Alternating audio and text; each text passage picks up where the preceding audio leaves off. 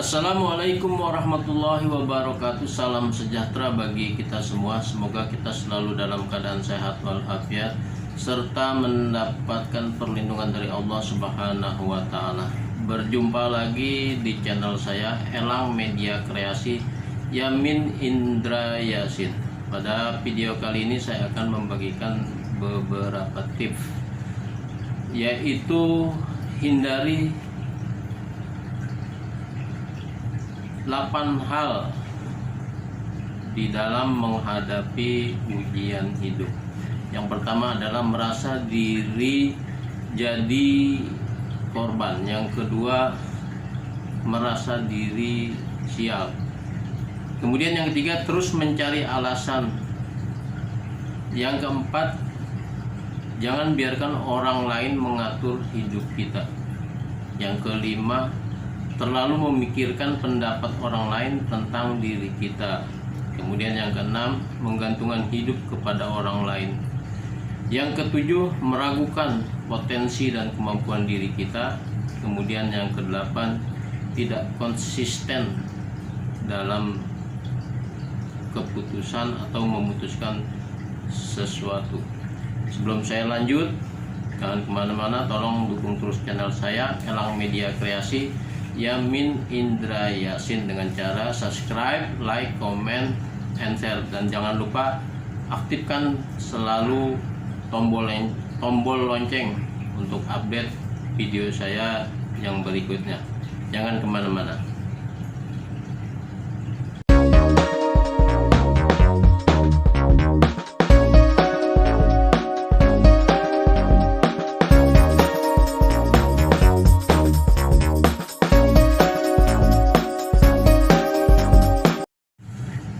Oke, saya akan lanjutkan video saya ini tentang 8 hal yang harus dihindari dalam menghadapi ujian hidup. Baik, yang pertama, merasa diri jadi korban. Pada saat kita menghadapi ujian, pada saat kita menghadapi cobaan, satu di dalam benak dan pikiran kita terbersit pikiran bahwa kita selalu menjadi korban, baik itu korban dari bencana, korban dari musibah, bahwa sesungguhnya kalau kita telusuri, kalau kita pahami bahwa itu adalah sebuah ujian dan cobaan, maka jangan berpikiran atau punya pendapat bahwa kita selalu menjadi korban. Kita adalah bagian dari hamba Allah yang senantiasa patut bersyukur kepada Allah Subhanahu wa taala, apapun itu cobaan dan ujiannya. Mudah-mudahan Allah senantiasa menguji hambanya berdasarkan kemampuan hambanya sendiri. Kemudian yang kedua, merasa diri sial.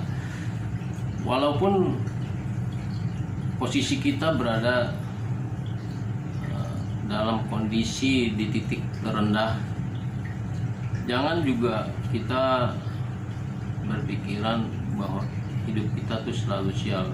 Karena segala sesuatunya itu di dalam hidup kita sudah diatur dengan sebaik-baiknya oleh Sang Khalik, Allah Subhanahu wa taala. Maka jangan punya pikiran atau jangan punya pendapat bahwa hidup kita ini sial.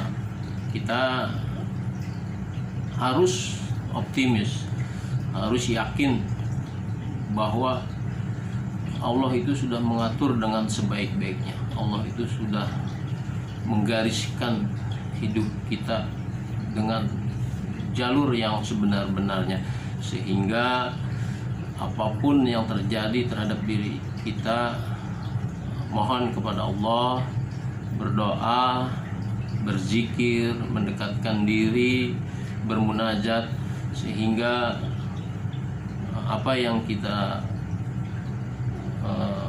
alami, apa yang kita rasakan senantiasa semata-mata itu adalah merupakan bagian dari ujian, bagian dari cobaan di dalam hidup kita. Jadi hindari pendapat atau penafsiran tentang bahwa hidup kita adalah selalu sial. Kemudian yang ketiga adalah terus mencari alasan. Apapun kondisinya, apapun situasinya, kalau kita sudah menjadikan Allah Subhanahu wa Ta'ala sebagai sandaran di dalam hidup kita, sebagai tolak ukur, serahkan semuanya kepada Allah Subhanahu wa Ta'ala, berserah diri, bertawakal, apapun itu adalah jalan dari Allah, itu adalah kehendak dari Allah Subhanahu wa Ta'ala. Jadi jangan terus mencari alasan apapun ketika kita menghadapi sesuatu hal, menghadapi musibah, menghadapi cobaan dan ujian. Jadi tetap fokus jalani hidup dengan penuh rasa optimisme. Kemudian yang keempat, jangan membiarkan orang lain terus mengatur hidup kita. Pada prinsipnya manusia itu sudah dalam kondisi fitrah. Ketika seseorang menghadapi ujian dan musibah, maka itu fitrahnya manusia, itu udah sunatullah. Ketika Allah mau mengangkat derajat seseorang, ketika Allah mau memuliakan seseorang, maka seseorang itu terlebih dahulu harus diuji sejauh mana kekuatan batinnya, kekuatan rohaninya dalam menghadapi ujian dan musibah. Maka dari itu ketika orang mengatur tentang jalan hidup kita, maka kita harus punya prinsip, kita harus punya pegangan hidup, kita harus punya landasan, punya dasar bahwa kita harus berjalan di atas kaki kita sendiri, di atas tujuan hidup kita sendiri. Jangan mau diatur, boleh ke kiri, boleh ke kanan, boleh ke bawah, boleh ke atas. Namun pada saat sesuatu hal yang sifatnya prinsip, kita tegak lurus, harus mandiri di dalam segala hal, baik itu ketika kita menghadapi ujian, ketika kita menghadapi cobaan. Ambil jalan dengan penuh keyakinan, baik lahir maupun batin. Kemudian yang kelima, jangan terlalu memikirkan pendapat orang lain tentang diri kita. Ketika kita dikoreksi, pada saat kita diejek, dihujat, maka itu adalah bagian dari motivasi kita. Itu adalah bagian dari semangat kita untuk terus maju, terus melangkah ke depan untuk meraih apa yang kita impikan, untuk meraih cita-cita kita, sehingga orang berpendapat tentang diri kita, kalau itu sifatnya membangun, kalau itu sifatnya positif, mari kita perbaiki. Namun ketika orang itu ingin menjatuhkan kita, maka terus maju, terus melangkah, hindari pendapat orang lain tentang diri kita. Maka prinsip hidup itu berjalan dan melangkah di atas kaki sendiri, itu adalah sesuatu hal yang lebih baik. Kemudian yang keenam, menggantungkan hidup kita kepada orang lain. Ini hal yang sangat sederhana, namun banyak sekali di antara kita melakukan hal-hal yang seperti ini, menggantungkan hidup kepada orang lain. Yang sederhana itu ketika kita menggantungkan hidup kepada orang lain itu hal yang sangat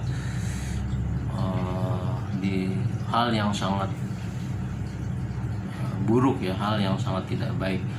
Maka yang sebaik-baiknya, yang semulia-mulianya ketika kita menghadapi ujian hidup dan cobaan itu, kita harus bergantung kepada Sang Khalik, kepada Allah Subhanahu wa Ta'ala. Bagaimana caranya? Dengan cara bersyukur, bermunajat, beribadah, berpuasa, berzakat, berinfak, bersedekah dan sebagainya. Itu sebagai bagian dari upaya ungkapan rasa syukur kita kepada Allah. Jangan sekali-kali kita menggantungkan jalan hidup kita kepada seseorang, karena ketika kita bersandar kepada orang, sandarannya itu roboh, maka kita ikut jatuh. Namun ketika kita bersandar, berharap kepada Allah, maka itu adalah yang hakiki, yang kekal, yang abadi. Mudah-mudahan jalan hidup kita diridhai Allah Subhanahu wa Ta'ala. Kemudian yang ketujuh, meragukan kemampuan diri. Meragukan kemampuan diri ini terkait dengan keyakinan dan kepercayaan diri. Jadi pada dasarnya manusia itu sudah dalam kondisi terlahir dengan bakatnya dan kemampuannya masing-masing, dengan skillnya. Ada seseorang yang misalnya mampu membuat sesuatu karya, ada seseorang yang mampu memberikan nasihat, ada seorang yang mampu membuat sesuatu yang bermanfaat bagi orang. Namun kita tidak menyadari bahwa di dalam diri kita sendiri itu ada bakat yang belum dieksploitasi, dieksplor dengan, belum dikembangkan dengan baik. Pada video saya yang sebelumnya ada video yang beberapa hal yang tentang memunculkan atau menimbulkan potensi diri atau bakat. Silakan nanti dilihat, ditonton video saya tentang potensi dan bakat serta kemampuan seseorang. Jadi yakin bahwa kita itu adalah punya kemampuan, punya akal, punya pikiran.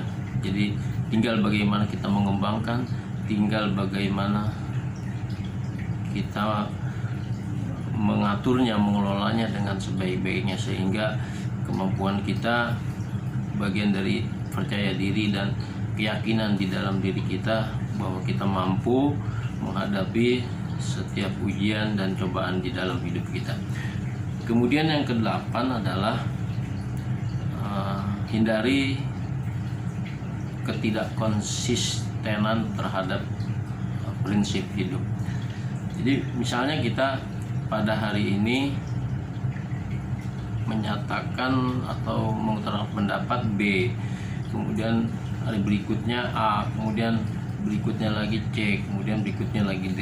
Jadi ketidakkonsistenan ini dapat berakibat sangat fatal, dapat berakibat dan berdampak buruk terhadap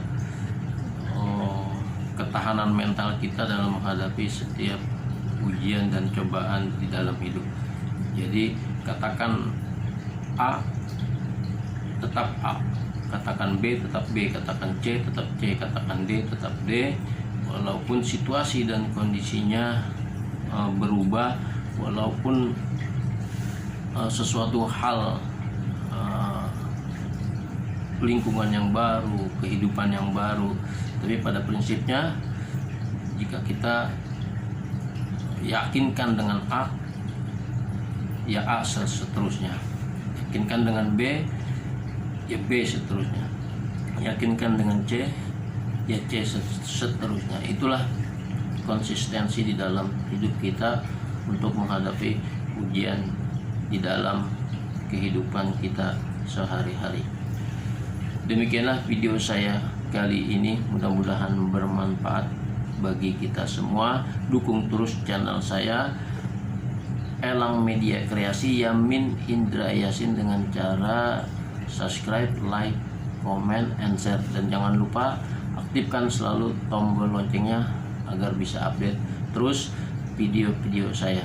Sekian, wassalamualaikum warahmatullahi wabarakatuh. Salam sehat dari saya.